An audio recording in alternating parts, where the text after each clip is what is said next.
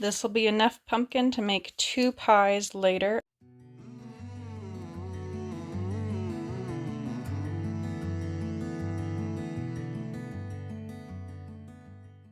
Happy Monday, or happy whatever day it is you happen to be watching. Thanks so much for tuning in again. Today we're back in the kitchen and we're going to be gutting and roasting some pumpkins. So let's get started. It is November, which means it is coming up on pie season. I don't know about you, but I've been stuck more than once forgetting to buy pumpkin puree until last minute and having to frantically run to the store in hopes to not be one of the poor souls having to explain why there's no pumpkin pie for dessert at Thanksgiving. Thankfully, I've never had to do that, but it's been close. I decided to try to help myself out by making pumpkin puree from scratch in advance. And after a little bit of research, I found some great news. It is super easy to make this stuff. All you need is a pumpkin, an oven, a little bit of aluminum foil or parchment paper, a cookie sheet, and some thyme. I found it was a little easier using a smaller pumpkin because they are easier to cut in half and bake, and you don't get as much pumpkin as you would from a big pumpkin, which can be an awful lot to try to use. Bigger pumpkins are perfectly fine to use for this recipe. You will just get more puree, and you generally only need 2 cups for 2 pies. So just gauge how many pies you need or how much you want to be storing for later, and that should help you decide what size pumpkin you want to go with. As you can see, I started off with cutting the pumpkin in half and scooping out the guts and all of the seeds. Once they're nice and scraped clean, I placed the halves cut side down on my aluminum foil lined cooking sheet and then popped them in the oven at 350 degrees Fahrenheit for an hour and checked them after an hour to see how soft the flesh was. I decided that since I already had my hands in the guts, I would go ahead and separate all the seeds to clean and roast them. I plan on keeping a couple to grow my own plants in the spring, and then the rest will be roasted for a snack for later. The separated orange goop is awesome green material to add to your compost, or if you have chickens, they will love it as a treat as well. There were a ton of seeds in this little pumpkin compared to the big pumpkin that I carved for Halloween. Even so, I still didn't get as many seeds as I wanted for snacking on, so I'm probably going to go snag some more pumpkins to cook up later. Now that the seeds are separated, I'm going to rinse them, lay them out, and pat them dry.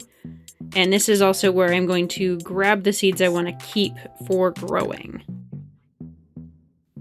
Once I'm satisfied that they are dry, I'm going to transfer them to a cooking sheet and roast them. And of course, when we transfer them from the paper towel to the baking sheet, you've got to struggle a little bit.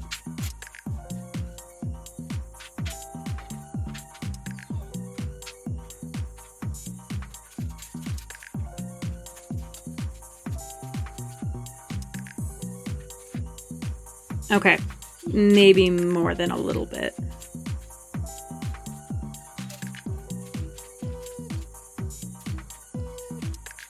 Now that they're all on the baking sheet, I just add a little bit of vegetable oil, some salt, pepper, and onion powder, and garlic powder, and pop them into the oven next to the pumpkin halves.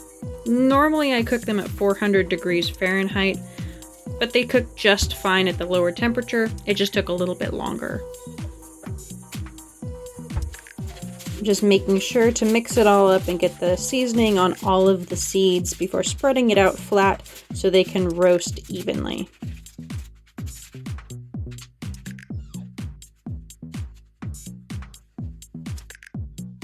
I stirred them around about halfway through to try to flip them. They were starting to color, but I wanted them a little deeper of a golden brown than this. I popped them back into the oven and just kept an eye on them until I was satisfied with the color. And then they are beautiful golden brown and ready to snack on.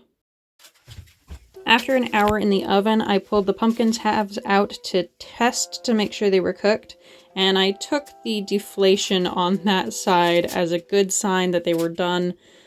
Just went ahead and checked and was happy that they were soft, so I just very carefully peeled off the skin and flattened the insides so they could cool evenly.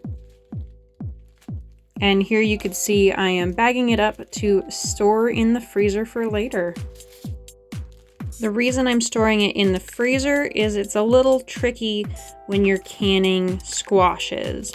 It's generally recommended when canning any sort of squash to cut them into cubes and then later turn those cubes into puree when you need it. The reason for this is that pumpkin and other squashes are incredibly dense. This means that the heat required to penetrate to the center of the jar to sterilize the food is harder to reach.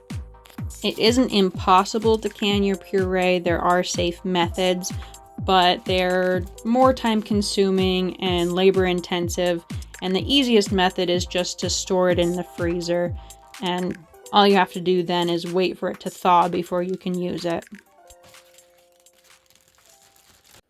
And that's what I got. This will be enough pumpkin to make 2 pies later. I've just been storing it in the freezer till I need it. Thanks for watching. I really appreciate it. Be sure to go check out my Instagram and TikTok. Have an awesome week, and I'll see you all next Monday. Bye.